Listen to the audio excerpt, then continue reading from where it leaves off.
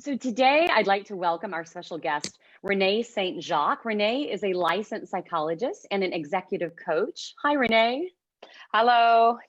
Hi, Renee. Thanks so much Thanks for joining being us. here. It's an honor. Thank you. Renee, why don't you tell us just a little bit about yourself for everyone? Sure. My name is Dr. Renee St. Jacques, and I am a licensed psychologist. I specialize in attachment theory, which has a lot to do with kids, has a lot to do with marriages and couple relationships, as well as families. I wanted to actually share a little bit about my specialty area before we deep dive into a very meaty topic today around parenting in COVID-19, the season of COVID-19. First of all, I do want to just clarify that this is very much psychoeducation.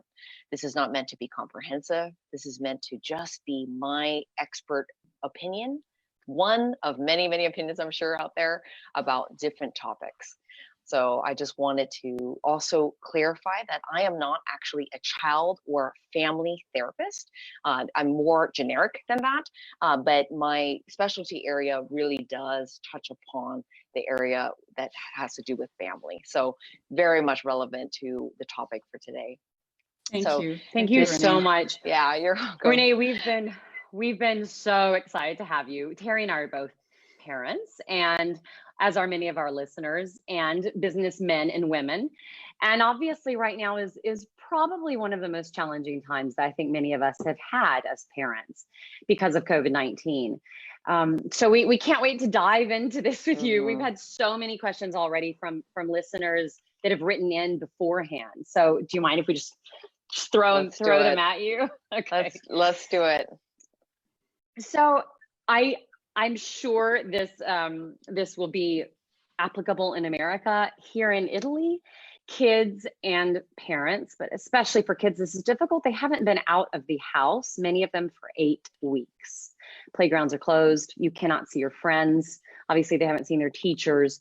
So there's a lot of physical frustration and emotional frustration. Obviously for kids, that's real, and teens, because the teens are going through it too. That's really hard to digest. And I have a few friends here who truly believe and are afraid that the children will genuinely be traumatized and scarred by this experience. Of course, there's silver linings. So many families have gotten closer, but this is not a normal experience. Do you feel like that there will be some trauma related to this once we actually get out of quarantine? Yeah. Particularly for the very constricted situations where there are no ability to go out and actually have a lot of fresh air in a given day. And the way that things are handled at home really actually has a lot to do with the level of trauma that may happen for a child. So trauma, if I would define it, is any type of disruption from normalcy, where it is sudden, it causes kind of a shaking in the inner core around what normalcy and normal life looks like, right? So I think that on some level, yes, this would qualify as somewhat traumatic, because it is such an abrupt change. You aren't being able to connect with your social connections the way they used to. That being said, a lot of the answers I'm going to be providing later around a lot of questions around what do I do when my child is manifesting certain behaviors is going to address that, because the way that you comfort and process the natural emotions that a child has during this time has everything to do with how traumatic I think it will be long term. Yeah, well, we can discuss that right now, because there's actually, I have 3 different friends who've talked to me about their teenager who, and a teenager and a young adult. So, you know, one that was 15, one that was 21, who feel the world's kind of suffering very viscerally right now, and feel like a lot of this is kind of on their shoulders, but they have no control. I have another friend that has a 3rd grader who's had panic attacks, and this, again, the mom feels like it's just because she feels like she's out of control. So already, right, we're seeing some of maybe the trauma being manifested. So what can we do about it, since we're already seeing some of it?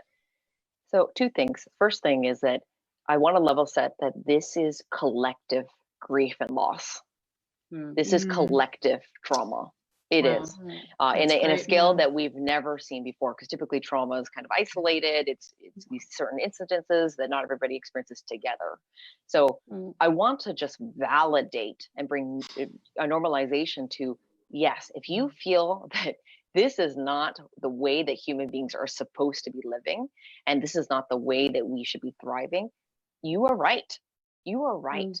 Mm. And I'm not going to fix that with my answer, but I do want to give you some tools around what you can do about that. So the second piece, and I actually want to step back for a moment and share two metaphors that will be prevalent in all my answers. First of all, the metaphor of an iceberg.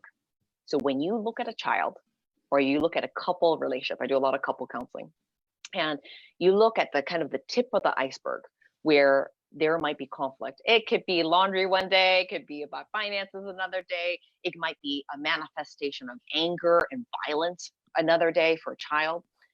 Always, always look at the base of the iceberg.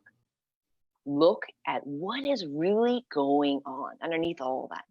Typically, couples have a cycle, a dance that they dance that reoccurs because there's a theme of unmet needs that comes up over and over again. For children, there is definitely some unprocessed pain that you will experience. I mean, just from naturally being taken, uprooted from your community, from your classroom, from children are creatures of habit. They thrive in structure and consistency and having the predictability of when they wake up, this is what's going to happen. And when you take that away, there's going to be real feelings about all that's happening. So the second metaphor is a metaphor of a pit. So just pretend I am standing in front of a pit, and it's a dirt pit, it's very large. And let's say for me, all my life as a contextual historical being, I've had a lot of things that have happened in my life, right? And I could say that about anybody, any of my clients. And when I experience all that, let's say, and this definitely is the case for me, I grew up in a home where feelings were never discussed. We never talked about the divorce that happened, about and we were all hurting, yet we never talked about it with each other. Nobody asked me as a child, how do you feel that your dad left? Or how did you feel when such and such happened? A friend betrayed you or whatever. Nobody really talks to a child that way typically. So here I am, and I put all that pain into that pit, right? So that metaphor pit. And over time, as an adult, I can become a masterful avoider and stuffer. And over time, when you think about, even for a child, if you teach them to stuff, just be strong, don't cry. We don't talk about emotions here. We got to be positive, right? This is a hard time. We got to stay positive. What ends up happening is that pain will be so full that addiction on some level may be good, maybe addiction to achievement, to addiction to substances or harder things that are scarier. That happens naturally because there's no room for processing pain. So that would be my answer for these scenarios. All these scenarios seem different and unique, but to me, I see a common theme. Wow, that's really insightful. And I as I listen to you, I just think how important that is on so many levels. And if they can learn to get through something so traumatic right now and use this and maybe a tool that they have learned to use to get through this, they can bring into the rest of their life, which I think would be really amazing. And also, like, what do you tell parents that take this so personally? I remember, and I still do, you think, everything is your fault, right? Or you're responsible for how they turn out or whatever this is, or how they get through this situation. So I know maybe that communication piece and the children really feeling their feelings, but how do you tell the parent to manage themselves through this? Absolutely. Yes. Very good question, more Terry. More than ever, does a parent have to not only what I would call emotionally regulate or help regulate the child? Because part of that explosion or manifestation of violence or whatever is so much being stuffed up, right? So part of the child's need is for the parent to come and be able to regulate them. Okay, we can go through some tips around how you can regulate a child, but regulating an adult. So many times I do a lot of exec coaching. I'll see CEOs, C-level execs, and I'm sure Terry and Elia, you've seen this, where they're having basically the equivalent of a child's tantrum, but as an adult. Because even though physically they're 50 years old, developmentally, they're maybe 8 or 10, because they've never learned the EQ skills to process their emotions, right? And this may seem very Renee, basic, but yeah. What's EQ, just for the audience? Oh yes, it's emotional intelligence. So you think about IQ. Okay, good. But emotional intelligence is really the ability to perceive and monitor the feelings that you have, and to use them as data to make choices from, not directives, right? So being able to grow that ability. So answering your question, Terry, let me just go back to that. So how do you deal with the reality, and I feel it too, the reality of mom and dad guilt, right? Parental guilt, right? That happens. And even that can be processed. Would I process it with my kid? No, I'd process it with an adult, right? Because that would be appropriate. But let me just actually stop for a moment and just give you a framework for how you can process your own emotions as well as with your child. And guess what? I just had my children, I have a 2 and 4-year-old, do it with each other. Wow. So they're comforting each other when they fight. Amazing. Okay, so your really children are so lucky. They are lucky. The first step is to ask the other person, how are you feeling? Or what are you experiencing right now? That's the first question, is to inquire. So many times people will say what they think, not what they feel. So when I'm asking somebody that, I'm listening for feeling words.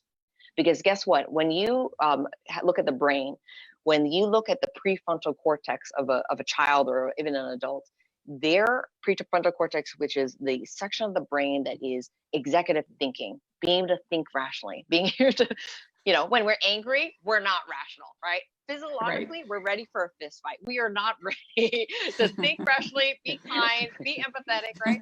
And so essentially, when I ask my child whose prefrontal cortex is actually not fully developed, I'm actually recruiting whatever is developed there.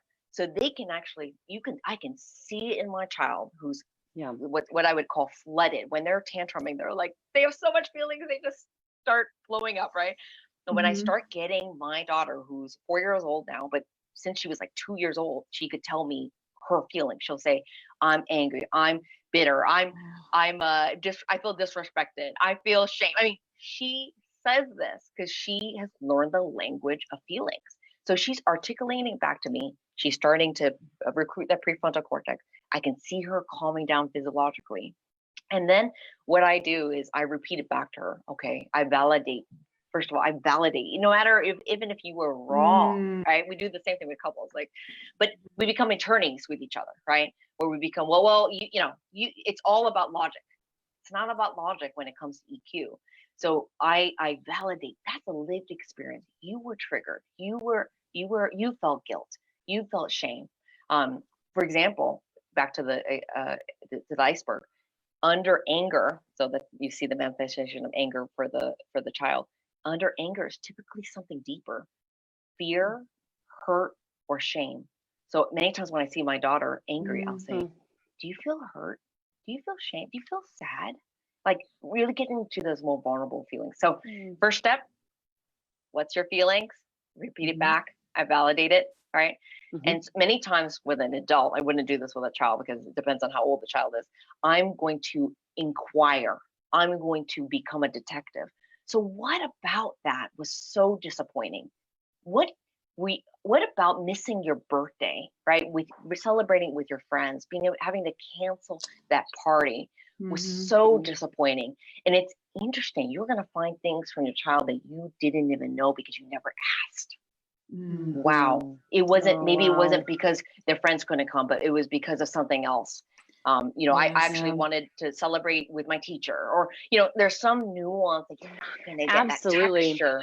Yeah. Yeah. And then the my very son, last thing. Yeah, please, Elia. Oh, so no. Go on, Renee. No, we want to hear the last thing. Let me finish the last thing Yes, of that loop. It's actually from a book called How We Love. I have it as a resource. I'm going to send it to you. That's good, because someone just asked if there was a book. Yes, it's a Jill book that Rathburn. steps Yes, through it's listening. all this. Yes, it's actually called the Comfort Circle. And so you're going through all this, and it feels formulaic in the beginning, but I literally use it daily with my husband, with everybody. I use it, and it's amazing because especially in couple settings, all that buildup of bitterness, and you know how it is. I mean, you're living in small quarters. You can actually process that, and so you're not having this backlog of bitterness and tension with your partner, and even with yourself. So good. Okay, so back to the last. In the chat. We'll put all that information in the chat too, so people can find it. Okay. The very last step, and this is so simple but so profound, is asking the child, and even your spouse, or even for yourself, to define this for yourself. What do you need? What do you need from me? What can I do to make this better? So simple, but essentially, if you do not know what you feel, you do not know what you need. And so a child who feels frustrated or disappointed or whatever, they can't articulate what they need because they don't know what they feel. But following that line of logic, it actually helps, and being able to define that. So I really, really love that. And I would encourage every single one of you to try that with your child. It's in the beginning, it's going to be a little bit of a culture shock. Like, what are you doing? Why are you asking me that? I don't know what I feel, because many of them have never been asked. But think about like printing out a feeling word list, put it on your fridge. There's posters that have what I used to do is actually draw the faces, like cartoon faces of how did you feel? And obviously there's many feelings that are underneath that. Love all of this. Can I do this with my husband? I just want to know. Please. So I don't have kids at home. Everybody with your husband. Absolutely. I do it all the time with couples. Okay, good. I was just going to say that my son is 5, and I had the fortune last week of talking to Renee to prep, for today, and she gave me a bit of this advice. And I wanted to tell you, Renee, that my son, who has been quite aggressive in this quarantine because he doesn't know how to express his disappointment of missing his friends, he'll kind of act out and kick. And a lot of people have written in saying their children are going through the same thing. And I did what you said, Renee, last week after we talked, and I spoke to him, and he got it out, and he said, I just miss my friends. I miss my teachers, Mommy. I miss school, and he, since then, sometimes he still has moments where he's acting out, but he's just been a little calmer since. And I've tried to talk to him about it. So it's been quite a relief actually in our house, because it was an emotion that was taking over, kind of all over. And listeners, and listeners out there, please send in comments right now, because I'm sure that you're relating to some of these things. And I think these tools are, Elia just used is phenomenal, and really powerful. I know. Yes, and I know that there's a lot going on in when everybody's confined as well, and so much parents, and how do couples create a balance and get time by themselves, or individuals, and I'm sure the children feel the same way because they're with their parents all the time also. Terry, I really miss date night, with my husband. I really miss alone time with him. Very critical. I do want to actually address that as well, but let me just actually back up again with the whole. Okay, so I want to make a distinction between behavior and feeling. So when I see, let's say for your son, a manifestation of violence or whatever, right? I want to validate the feeling that's in the base of the iceberg. I want to validate, wow, there's sadness there, there's grief there. Let's validate that. Now, the tip of the iceberg, which is typically some kind of behavior, right? Manifestation of being unkind or whatever it might be. I always say that's not okay. So it's not like I am, I never discipline for the feeling, the core feeling, but I discipline for how it manifests. So a very useful thing I do is I actually sing a song to my kids, and the lyrics go like this. It's okay to have big feelings. Use your words, not your actions. Use intention, not reaction. So my kids literally sing this song back to me because they know when they get disciplined, and what discipline typically for me is I use consequences, right? I use consequences because guess what? The consequences are going to go way higher when they become adults and they act out that way, right? Or they choose, they make bad choices. I never say bad girl, bad boy. I never say a good girl, good boy. I always say these are choices. Everybody gets a choice. You can make a good choice or a bad choice. Good choices have good consequences. Bad choices have bad consequences. And typically the way I distinguish that is kindness. Was that kind? Was that kind to hit your sibling? Was that kind to hit your mom? Yeah, or whatever it might be, right? So essentially I'm distinguishing that. So I want to really clarify that for folks. That's great. Thank you so much. What great tools to learn in life. I mean, a lot of people, I mean, they can learn this as a child. I just keep thinking, I was thinking about this entire time. So that's the silver lining I'm seeing out of all of this. If they can learn that young, what a gift. Yeah. One of the biggest mistakes I see, and it's not necessarily mistakes, but because of not really understanding attachment theory. And by the way, I need to define what attachment theory is. Attachment theory is essentially the way that a child bonds with their attachment figure, which primarily might be a mother or a father or maybe a grandparent. That actually sets them up for success, sometimes failure in adult life, which feels like mom guilt, right? Like, oh my goodness, this is a tall order, right? Because I am actually formulating the way they attach to adults and be able to be successful in adult relationships now when they're a child, right? But essentially, I really want to encourage people to understand that it's not about fixing. And I am guilty for this.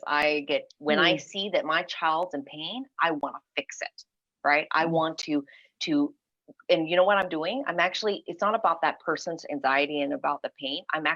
It's about me. It's about me. So I want to allay my own anxiety about them not being okay by making it all okay by always looking at the silver lining right away. Right. And I want to encourage people. I have a little phrase where I say, sometimes you just have to let it suck. I like that. Sucks. Like this sucks. Like this is not the way that human beings are supposed to be. This is, and I want to validate that yes, like we don't have to be happy all the time. Great. Right. Like we have, by the way, there was an ER doctor that committed suicide. I know. And my husband and I, we analyzed that, and the father had said, well, she was always happy. She was, she never had depression. I was like, oh, that is why she was always happy. Because you know what? Everybody has all the feelings in the world. But if you keep on stuffing and stuffing and stuffing, you have no coping mechanism. You have no outlet for that. It's got to go somewhere. It's got to, you might implode. Right. And so really making sure, and depression and anxiety there's many reasons for it. There's definitely, need sometimes for medication and things like that. I'm not saying that, but making sure you're actually processing what's there. Right. And I think that's so important right now for everyone, and adults and children, because I think a lot of people I've been talking to, we have feelings I've never experienced before under these circumstances. They're new. Exactly. And it was as an adult, it's very strange to have these new feelings and emotions, and it's nice to have somebody to talk to and say, are you feeling the same way, or how do you describe this? And I think it's important for all of us, and make it real for our children. But I love the perspective of a child is completely different, and how they process everything. And I love what you're saying. I know it's going to help so many people. The problem solving can happen later. Right. We can of course throw them a birthday party. We can make them happy. Obviously we can do all that stuff, but always process first. Always process first. Let's talk. Can we talk about a different kind of problem solving? A lot of people have been really thrown by the distance learning right now. And there is no balance with the kind of learning that kids and teenagers were having before and now. So one of our listeners wrote in and said, how important do you feel it is to try and keep up with the schoolwork that they have been learning this year? Because distance learning is proving to be a full-time job for parents who already have a hard enough time attempting to work with their children at home. Attempting is the right word there, because it's impossible. And so many kids are not used to that much screen time, and it's not an effective way to learn. So do you have any thoughts on this?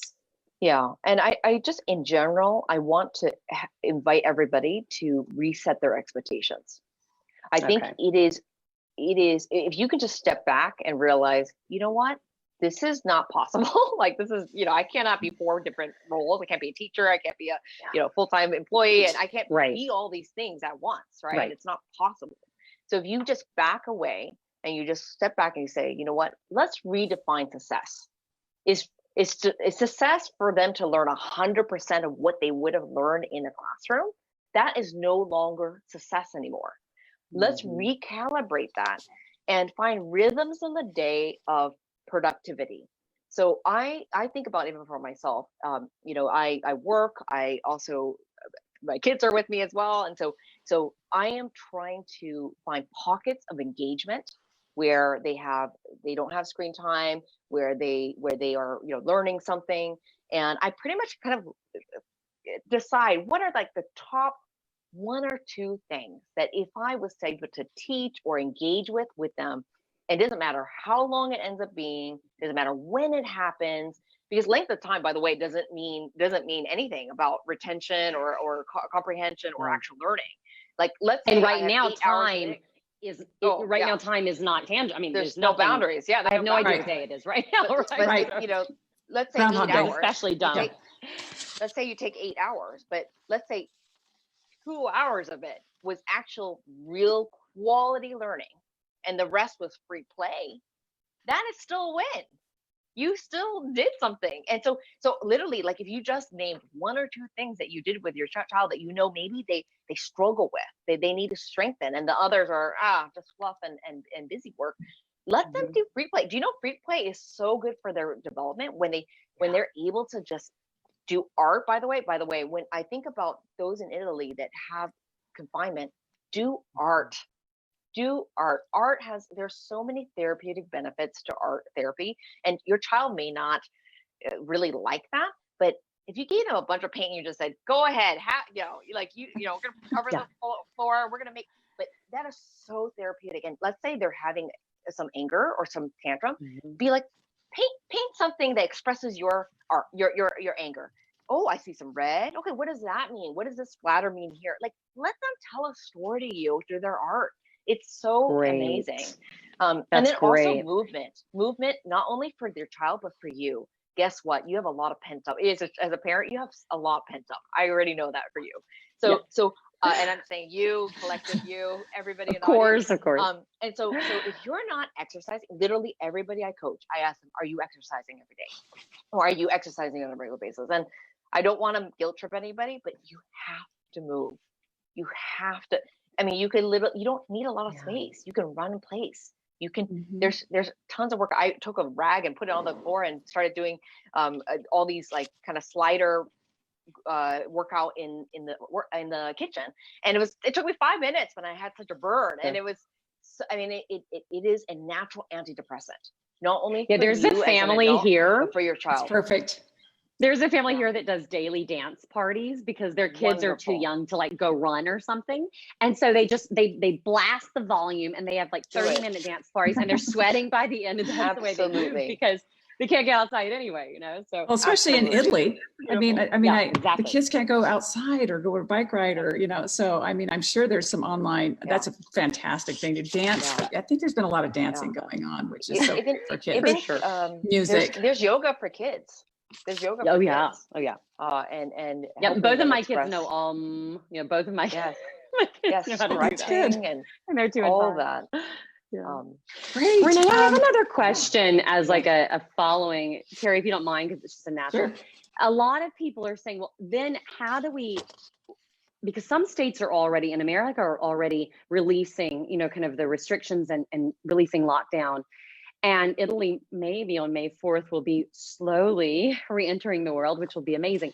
But a lot of people are saying, well, right, but how do we prepare our children to go back into the world? We've spent 2 months explaining to them, don't touch that. That's dirty. Don't touch that bicycle. Don't grip. Don't talk to that person. Don't get too close to that person, or they just literally haven't seen people It's a great question. So yeah.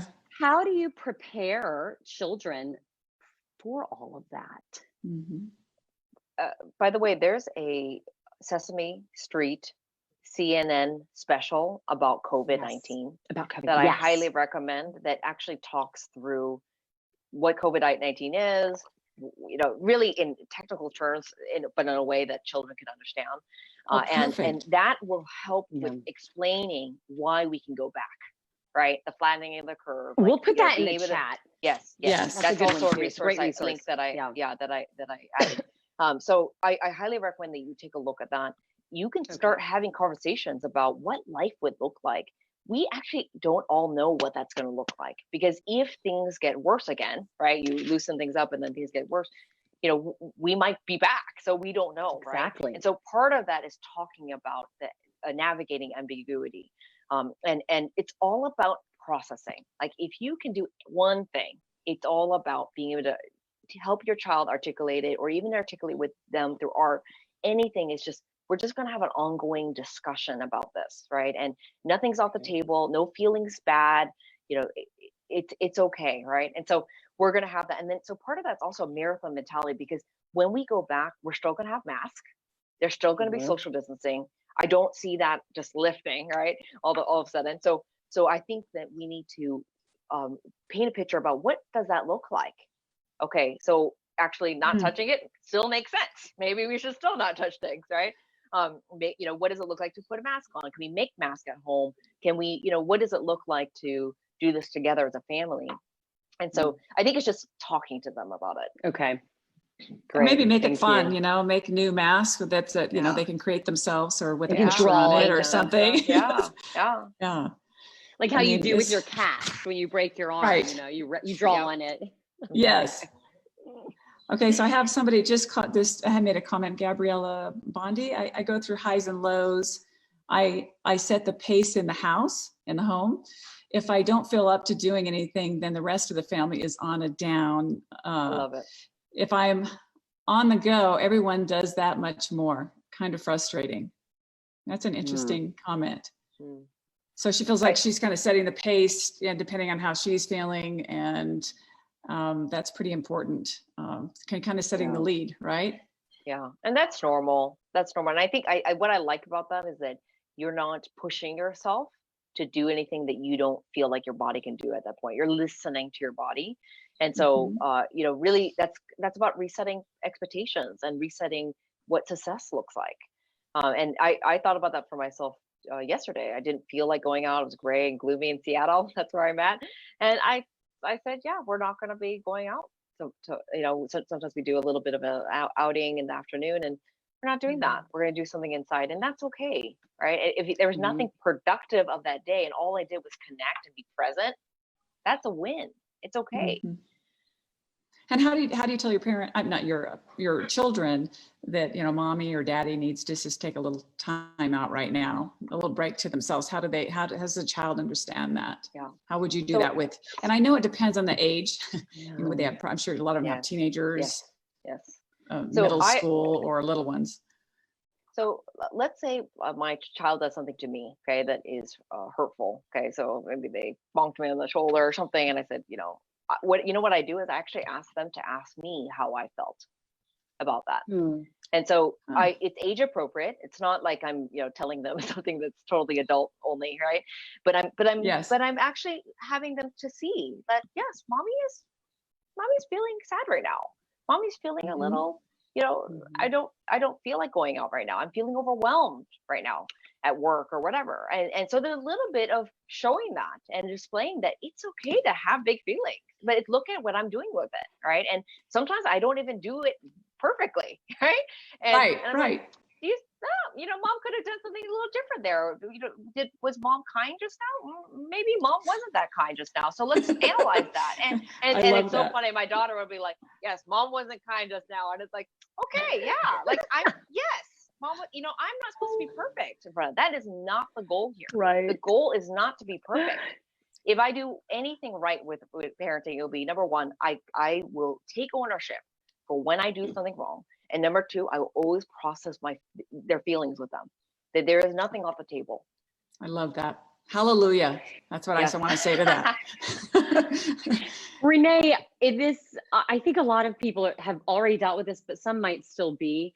What is the best way to explain to young children why they're not able to see extended family, especially those that are in the higher risk category and that are sick? You know, a lot of my son misses his grandparents, cousins, and even just the missing of their friends and teachers, et cetera.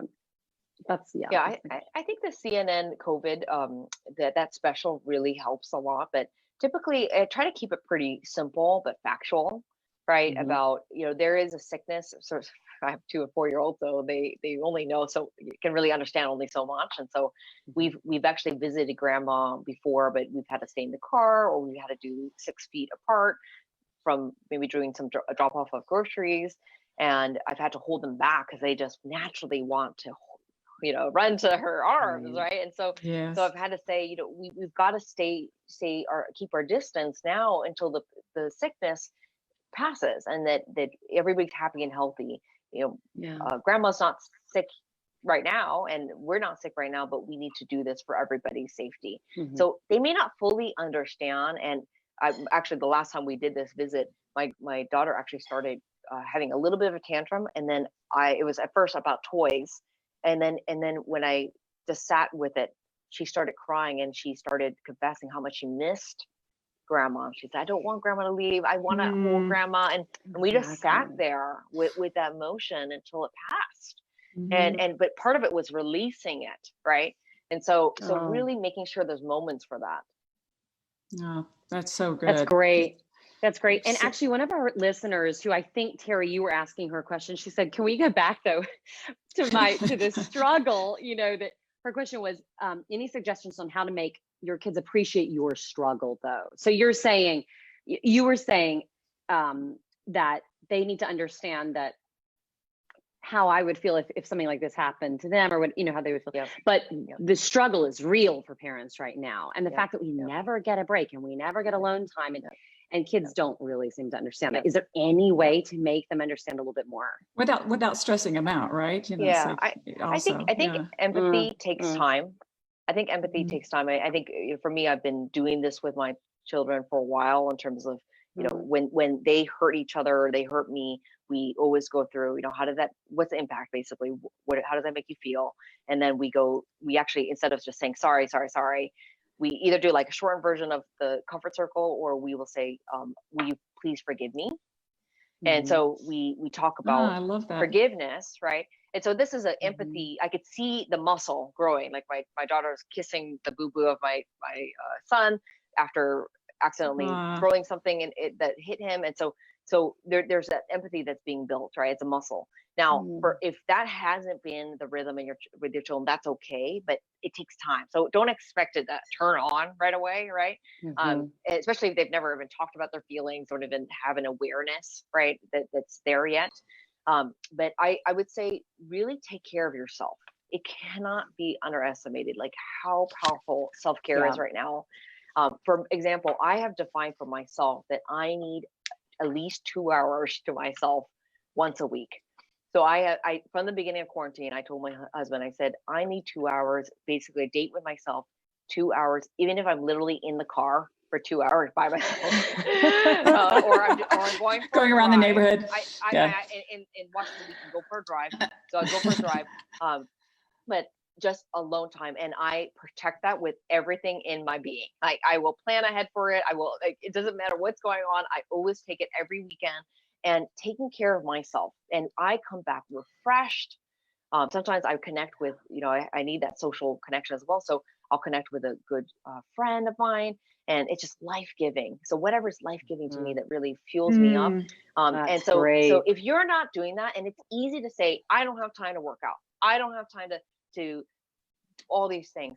But I'm telling you, if you have time to scroll through Instagram, if you have time to go through Facebook, if you have time to whatever, watch that Netflix, you absolutely have 10 minutes to do some squats in the kitchen. You have, you know, and you can do handoffs if you, especially, you know, if you're a single mom, that's one thing, or a single parent, that's one thing. But if you have another person with you, there is no reason why there can't be some level of handoff, even if it's after bedtime, that you can take for yourself. Right. Great Renee, advice. unfortunately, we kind of need to wrap it up, but Yes. I'm going to throw two last questions at you that kind of balance each other. Okay. So one is that I am certain, oh, do we lose? There she is. I am certain that there will be a great sense of kind of separation anxiety for children when all of this passes. It might not be tomorrow, but it might be in June, it might be in September when school goes back. So is there any way to prepare for the separation anxiety? I guess you're probably going to say talk to them about it. The other thing I want to say is one of the great silver linings that's come out of this is that families have gotten so much closer again. You know, families go for walks together, families go hiking. There's all this togetherness that wasn't happening. So how do we maintain that sense of family once we go back to any kind of normality, which is of course going to be different, you know, and the crazy schedules come back? Yeah, I take dates with my children, and I think that alone one-on-one time is critical. It's hard to do, right? Especially if you have multiple children, but I think it's critical, and it doesn't have to be long or fancy. It could be you could do an ice cream date, you go to the park, you can do the library, it could just be 1 hour, right? Every other week or something like that. But that alone time goes really far. So I'd recommend definitely doing alone time, definitely processing. I think it's going to be an adjustment. Like anything, change is interpreted by the body as stress. So it's just a matter, honestly, of just processing along the way as they experience the adjustment, right? Because all of a sudden they're going back to school, all of a sudden they're, and cross that bridge when you cross it. Right now, we're not there yet. And so I think right now that you can have we'll bring you back. But think about what, think about just now, like being present to now. What does success look like now? And just having a marathon mentality, right? This is not a sprint. If you can have a marathon mentality and accept the change on some level, this is going to help a lot. Perfect. That's well, great. Renee, It's been an honor. Thank you. Thank you so much. I know we could go on for hours again, and I think we will probably have you back. You know, I'm sure there's going to be different phases. I think so too. But how can people get a hold of you? How can they find out all the information that and much, much more? I know that you have so many resources that you're going to give our audience today. Yes. So please tell them how to get a hold of that. And then I'll introduce our next guest for next week. Yes. It is just my name, ReneeStJacques.com. And again, it's just ReneeStJacques.com. You can get a hold of me. You can contact me if you have any questions. I'll see what I can do to support you during this time. Perfect. Can you spell that out just to make sure? Yep. Sure.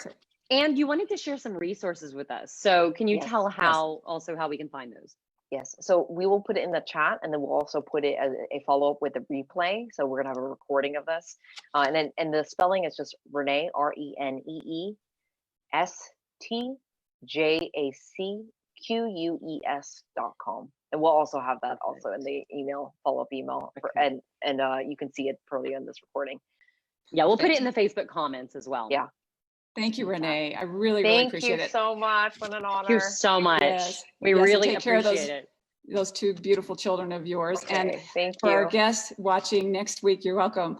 We're going to have a doctor's perspective, an insider's view on COVID-19. My very own brother-in-law, Chris Sidford, and he really is an expert on this, and this is what he's been studying, and he talks to big corporations and people through this whole COVID-19 pandemic. So tune in next week for that. He'll give you lots of insights, and everyone take care of yourself, and thank you for joining us. All right. Viewers, take care. If you have any other questions, just keep putting them below and we'll all try and respond. Okay. Thank you all so much. Thanks, Renee. Thank you. Bye. Bye-bye. Bye.